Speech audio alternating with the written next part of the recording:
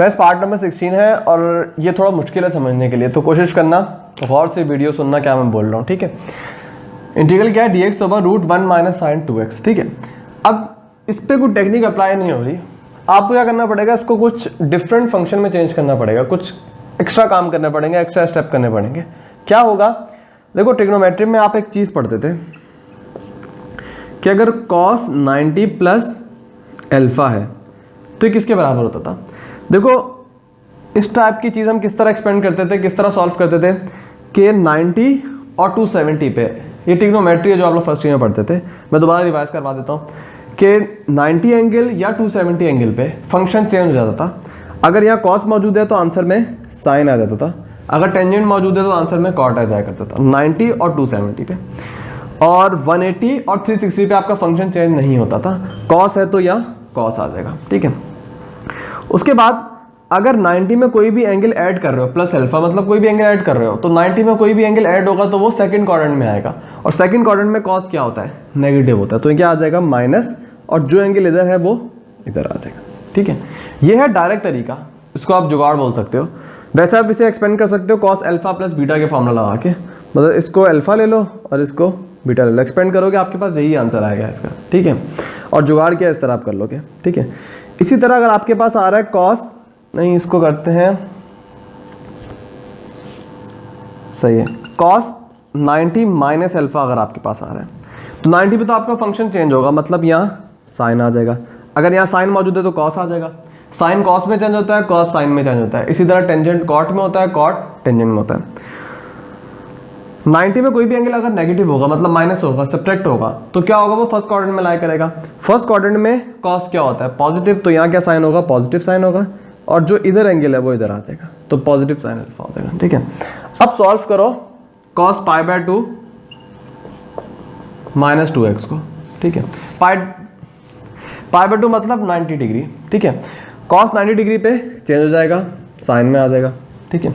उसके बाद π/2 में कोई भी एंगल सब्ट्रैक्ट हो रहा है, मतलब फर्स्ट क्वाड्रेंट में लाई कर रहा है, फर्स्ट क्वाड्रेंट में साइन पॉजिटिव, मतलब cos पॉजिटिव होगा, मतलब सब पॉजिटिव होते हैं, और जो भी एंगल इधर होगा वो इधर आ जाएगा, तो इधर एंगल क्या 2x, तो यहाँ क्या आ जाएगा 2x, तो sin 2x को आप इस फॉर्म में ब्रेक कर दोगे, sin 2x मौजूद था, आपने इस फॉर्म में ब्रेक कर दिया, तो ये क्या हो जाएगा, सिंपल ये हो जाएगा, सही है।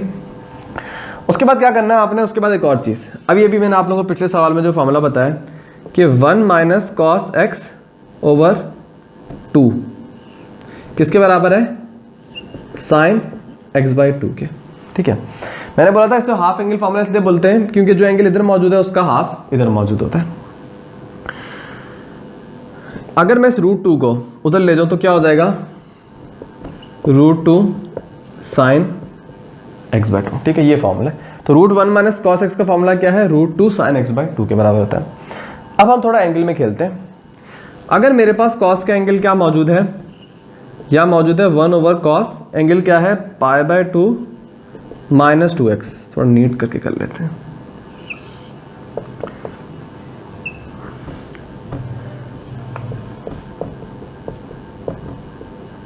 ये गिवन है आपको, √1 माइनस cos π/2 माइनस 2x। तो हाफ एंगल फॉर्मूला का मतलब जो एंगल यहाँ है उसका हाफ मौजूद है, यहाँ क्या चीज़ है, ये मौजूद है, इसका हाफ क्या होगा,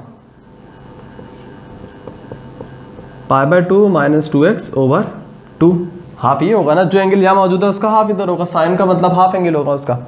तो 2 को डिवाइड करोगे इससे तो क्या हो जाएगा, ये हो जाएगा 4, और इसको डिवाइड करोगे 2 से, मतलब एलसीएम ब्रेक कर रहा हूँ ना मैं, दोनों के नीचे 2 आ जाएगा, तो इसके नीचे अगर 2 आएगा तो क्या हो जाएगा, 2 माइनस 2x डिवाइडेड बाई 2 किसके बराबर होगा, 2 से 2 कैंसिल, तो सिर्फ x बच जाएगा, ठीक है।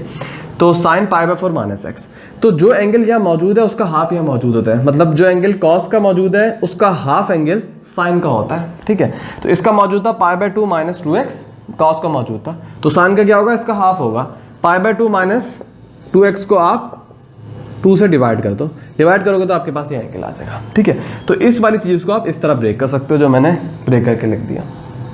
1 ओवर √2 को आप बाहर ले जाओ। अच्छा, इसका भी कोई फॉर्मूला नहीं कर सकते, मतलब खाली साइन गिवन है डिनोमिनेटर में, आप कुछ इंटीग्रल या कुछ नहीं कर सकते आप। तो अब क्या करो, सिंपल साइन को चेंज कर दो। साइन का रेसिप्रोकल क्या होता है, 1 ओवर कॉस, 1 ओवर कोसेक, तो कोसेक किसके बराबर हो जाएगा, 1 ओवर साइन के, तो 1 ओवर साइन बराबर होगा कोसेक के, जो इसका एंगल होगा वो कोसेक का एंगल हो जाएगा, ठीक है।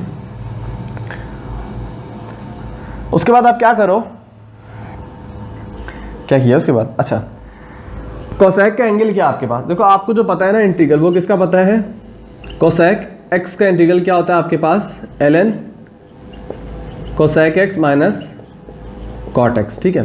तो जो एंगल है एक्स का उसका डेरिवेटिव साथ, मतलब जो एंगल होगा उसका डेरिवेटिव साथ मौजूद है, तब आप ये फॉर्मूला एक्सपेंड करोगे।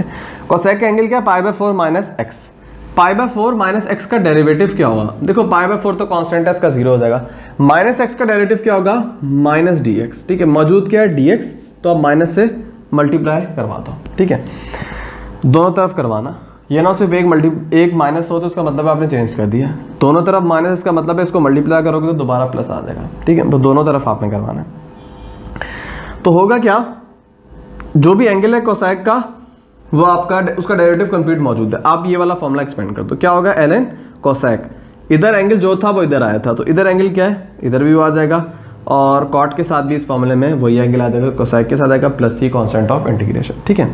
अब देखो जो आप अगर बुक खोलोगे, मैंने भी आप लोगों को बताया कि कोसेक के 2 इंटीग्रल है, एक तो ये वाला फॉर्मूला, दूसरा क्या है ln टेंजेंट ब्लॉक बाय 2, जो मैंने आप लोगों को करवाया था कि जो भी एंगल होगा कोसेक का वो ब्लॉक में आ जाएगा, ठीक है।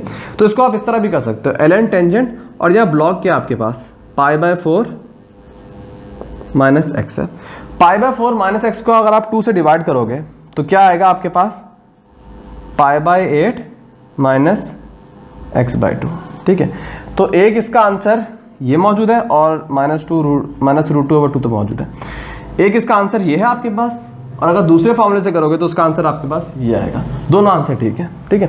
और इस तरफ मैंने क्या किया, सिंपल आपको पता है कि हम डिनोमिनेटर में कोई भी रूट वाला सिंबल, मतलब रेडिकल नहीं रखते, ठीक है, सिंप्लीफाई करते हैं उसको, डिनोमिनेटर में कोई भी रेडिकल नहीं होता, तो आप क्या करो, रैशनलाइज कर दो, √2 से मल्टीप्लाई डिवाइड करोगे तो आपके पास -√2/2 इस तरह आ जाएगा, ठीक है। दोनों तरीके मैंने आपको बता दिया। अब उसके बाद है आपके पास पार्ट नंबर कौन सा है, 18 है, ठीक है। अब पार्ट नंबर 18, 17 और 18 इन दोनों पे सेम रूल लगेगा, और वो है रूल नंबर 5। रूल नंबर 5 क्या है कि जब भी टेंजेंट अकेला होगा, मतलब इसके साथ सेक मौजूद नहीं होगा, सिर्फ अकेला होगा टेंजेंट आपके पास, और उसकी पावर इवन हो या ऑड हो, दोनों के रूल एप्लीकेबल है।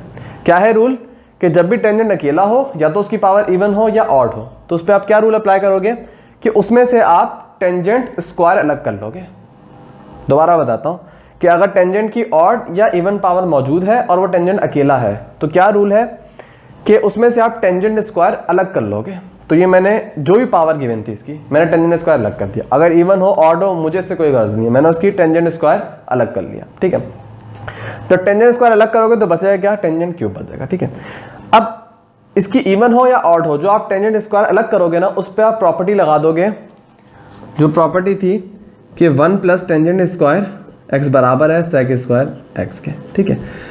तो जो भी टेंजेंट स्क्वायर आप अलग करोगे उसमें प्रॉपर्टी लगा दो, 1 को तो ले जाओगे तो क्या हो जाएगा, -1 हो जाएगा। तो टेंजेंट स्क्वायर प्रॉपर्टी लगा दोगे सेक स्क्वायर एक्स -1 के, ठीक है।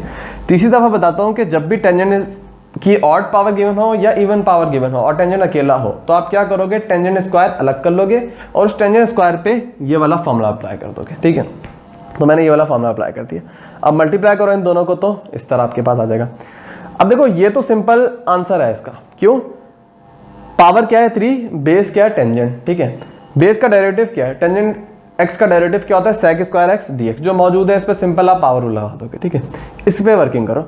अब देखो इस पे भी ऑड पावर गिवन है टेंजेंट की, ठीक है। देखो टेंजेंट खाली गिवन है, उसका इंटीग्रल आपको पता है, tangent square, tangent cube, tangent 4, इसके इंटीग्रल आपको नहीं पता, तो उस पर आपको प्रॉपर्टी लगानी पड़ेगी।